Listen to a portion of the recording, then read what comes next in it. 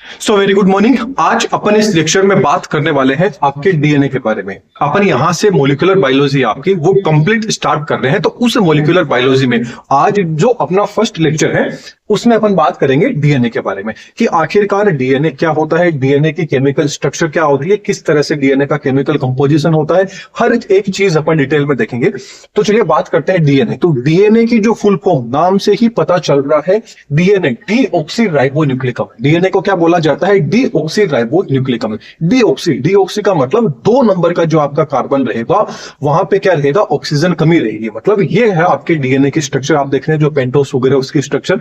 तो इसके अंदर जो आपका 2 नंबर का कार्बन है, यहां पे क्या रहेगा? एक ऑक्सीजन जो आपका कंपाउंड रहेगा, मॉलिक्यूल रहेगा, उसकी क्या रहेगी? यहां पे कमी रहेगी। तो ये क्या है? आपके डीएनए। इसलिए इसको क्या बोला जाता है? Deoxyribonucleic acid. अब डीएनए क्या होता है, इससे पहले इसकी थोड़ी सी हिस्ट्री देख लेते हैं। तो हिस्ट्री की बात करें तो जो डीएनए की हिस्ट्री है, इस डीएनए को सबसे पहले डिस्कवर किसने किया था, किसने खोजा था? जो फ्रेडरिक मिक्सचर थे, इन्होंने क्या किया था? डीएनए को डिस्कवर किया। अब किसके अंदर किया था? जो पस सेल होती है, बोले तो आपने देखा होगा जो हाथ कहीं चोट वोट लग जाती है, मवाद हो जाती है, तो जो मवाद सेल होती है वहां से क्या किया इन्होंने? डीएनए को आइसोलेट किया और वहां पे क्या किया इन्होंने?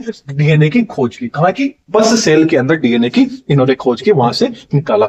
इसके अलावा फिर इन्होंने जो ये डीएनए निकाला था, इस डीएनए को नाम क्या दिया था? न्यूक्लियन नाम दिया था। क्या दिया था? न्यूक्लियन इसको नाम दिया था। अब न्यूक्लियन इन्होंने तो नाम दे दिया, पूछ लीजिए न्यूक्लियन नाम किसने दिया? तो ये भी आपके फ्रेडरिक मिक्सचर ने दिया है। इसके अलावा जो एक वैज्ञानिक थे जिनका नाम था अल्टमान। क्या नाम था? अल्टमान। अल्टमान ने क्या किया? जो आपका ये जो न्यूक्लियन था या जो आपका डीएनए है, इसको क्या नाम दे दिया? Nucleic acid. क्या नाम दिया? न्यूक्लिक एसिड नाम दे दिया। अब आप सबको पता है कि डीएनए क्या होता है? जेनेटिक मटेरियल होता है। मतलब एक पीढ़ी से क्या करता है, दूसरी पीढ़ी के अंदर क्या करता है, जो भी जेनेटिक कैरेक्टर्स होते हैं उनको क्या करता है? ट्रांसफर करने का काम किसका रहता है? आपके डीएनए का रहता है। अब जो डीएनए की स्ट्रक्चर कैसी होती है, बोले तो इसका जो डबल हेलिक्स, डीएनए की स्ट्रक्चर कैसी होती है, जैसे आप डायग्राम देख पा रहे हैं कैसी होती है? डबल हेलिक्स इसकी स्ट्रक्चर होती है। अब इसकी जो डबल हेलिक्स स्ट्रक्चर है, इस स्ट्रक्चर को सबसे पहले किसने बताया? तो इसको बताया जो आपके वॉटसन एंड जो क्रिक नामक वैज्ञानिक थे, इन्होंने क्या किया? इसको डिस्कवर किया। कैसे किया इसको अपन आगे देखेंगे। आज अपना मेन फोकस ओनली फॉर किसके ऊपर है? डीएनए के ऊपर है। इसकी डबल हेलिक्स जो स्ट्रक्चर है क्या थी, कैसी थी, इसको अपन आगे आने वाले लेक्चर्स के अंदर देखेंगे, क्योंकि कंप्लीट मॉलिक्यूलर बायोलॉजी आपके पर कवर करेंगे। तो चलिए बात करते हैं सबसे पहले कंपोजिशन ऑफ डीएनए की, कि डीएनए का जो कंपोजिशन होता है, मतलब डीएनए किस चीजों से मिलकर बना होता है। तो याद रखना है डीएनए 3 चीजों से मिलकर बना होता है। एक तो आ जाते हैं आपके नाइट्रोजन बेसिस, एक आ जाती है आपकी पेंटोस शुगर, एक आ जाते हैं आपके फॉस्फोरिक एसिड। तो 3 चीजों से मिलके क्या होता है? आपका डीएनए बनता है। अब जो आपके नाइट्रोजन बेसिस है एंड जो पेंटोस शुगर है, ये दोनों मिलके किसका निर्माण करती है, किसका फॉर्मेशन करती है? न्यूक्लियोसाइड का। इन दोनों से मिलके क्या बनता है? आपका न्यूक्लियोसाइड बनता है।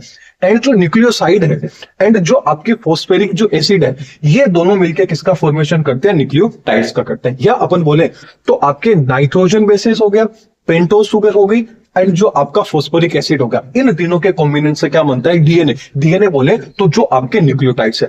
अब अपन ने बात की कि यहां पे क्या हुआ, जो आपका न्यूक्लियोसाइड है एंड आपका जो फॉस्फोरिक एसिड है, ये दोनों के दोनों मिलके किसको बनाते हैं? इन दोनों के फॉर्मेशन से दोनों जो मिल जाते हैं आपस में, तो किसका फॉर्मेशन होता है, किसका निर्माण होता है? न्यूक्लियोटाइड्स का फॉर्मेशन हो जाता है। ये अपन ने बात करी है सिंगल न्यूक्लियोटाइड्स।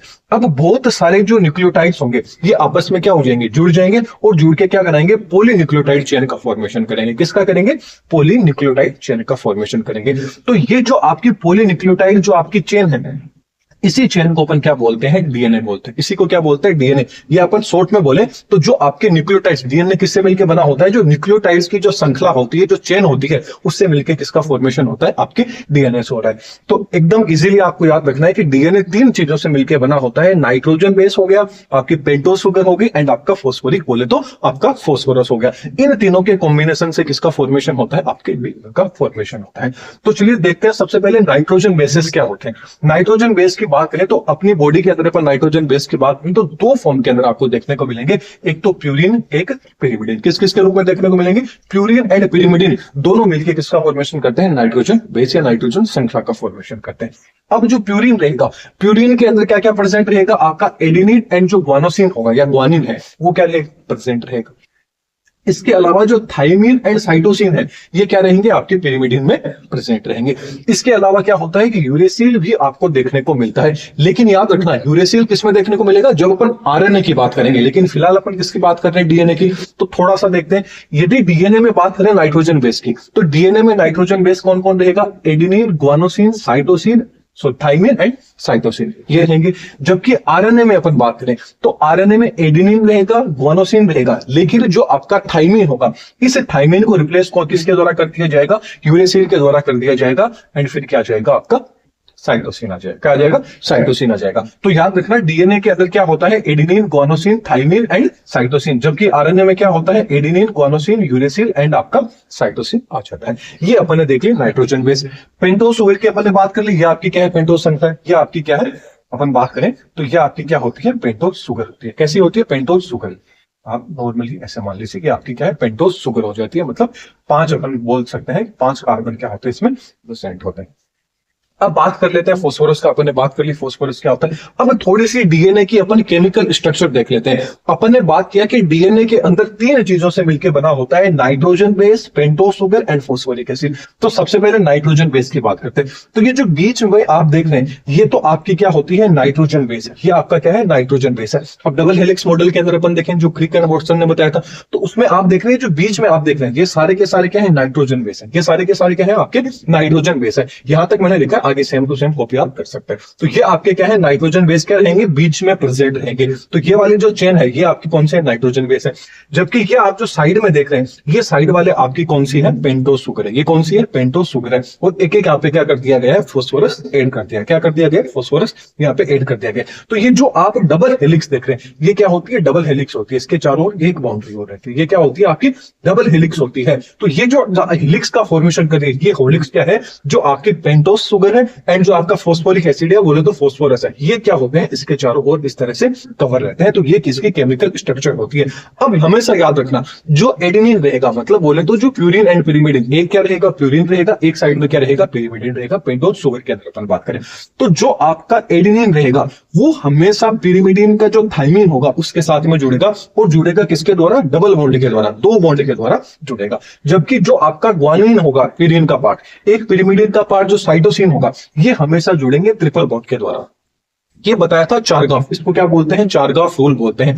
चारगाफ के अकॉर्डिंग है कि एडेनिन हमेशा डबल बॉन्ड के साथ में थाइमिन के साथ जुड़ता है, जबकि जो ग्वानोसिन होता है वो हमेशा ट्रिपल बॉन्ड के साथ में साइटोसिन के द्वारा जुड़ता है। और इन सबका योग कितना होता है, टोटल 1 होता है। ये क्या था चारगाफ रूल, ये आने वाले लेक्चर के अंदर और डिटेल में एक्सप्लेन कर लेंगे। मेरा अपना फोकस था कि ये क्या होती है, आपकी पेंटोस शुगर आ जाती है। एंड एक एक पेंटोस से क्या होता है, एक एक आपका जो एक एक जो आपके नाइट्रोजन बेसेस है, इनसे क्या होती है, एक एक पेंटोस शुगर होती है, पेंटोस श्रृंखला होती है, वो जुड़ी रहती है, और इससे क्या होता है, फोस्फोरस जुड़ा रहता है। तो ये जो आप सिंगल देख रहे हैं यहाँ पे, ये जो आप सिंगल देख रहे हैं, एक एक पर्टिकुलर ले लीजिए, ये एक एक पर्टिकुलर क्या है, आपके न्यूक्लियोटाइड्स है। और बहुत सारे न्यूक्लियोटाइड, बोले तो पॉलीन्यूक्लियोटाइड चेन है, ये मिलकर क्या कर देती है, एक डीएनए का फॉर्मेशन कर देती है। यदि अपन यहाँ डायग्राम के अंदर देखें तो अब देखिए डायग्राम में यदि अपन यहां देखें तो ओनली फॉर इतना सा पार्ट आप ले सकते हैं, ओनली ये वाला जो पार्ट है ये आपका क्या है, न्यूक्लियोटाइड है। कौन सा है, न्यूक्लियोटाइड। अब बहुत सारे न्यूक्लियोटाइड आपस में जुड़ के किसका फॉर्मेशन कर रहे हैं, आपके डीएनए का। किसका फॉर्मेशन कर रहे हैं, आपके डीएनए का कर रहे हैं।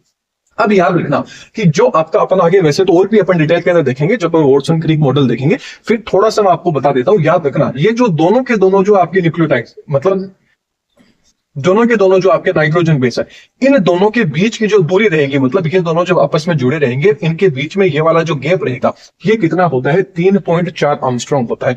एंड कंप्लीट जो एक हेलिक्स, देखिए एक घुमाव है, हेलिक्स का क्या है, ये एक घुमाव है। इस एक घुमाव की जो रहते हैं अपन, लेंथ कितनी रहती है आपकी, 34 आर्मस्ट्रॉन्ग रहती है। एंड दोनों हेलिक्स जो ओपन रहेंगे तो ये कितनी रहेगी, 20 आर्मस्ट्रॉन्ग रहेगी। एंड इसका जो ऊपर वाला एक सिरा तो 3 डेज होगा, एंड सिरा होगा वो कौन सा होगा, 5 डेज होगा। ठीक ऐसे इधर 5 डेज होगा, इधर 3 डेज होगा, दोनों क्या होंगे, एक दूसरे के अपोजिट रहेंगे। आई होप आपको समझ में आ गया होगा कि डीएनए डीऑक्सीराइबोन्यूक्लिक आपका एसिड है, डीएनए की केमिकल स्ट्रक्चर कैसी होती है, और डीएनए किन से मिलकर बना होता है, इन 3 चीजों से मिलकर आपका कंप्लीट जो डीएनए है इसका फॉर्मेशन आ जाता है। लेक्चर कैसा लगा कमेंट बॉक्स में जरूर बताइएगा। कोई भी डाउट हो तो आप डिस्कस कर सकते हैं। एंड अगले लेक्चर्स रहेंगे, कंटिन्यू अपनी सीरीज रहेगी।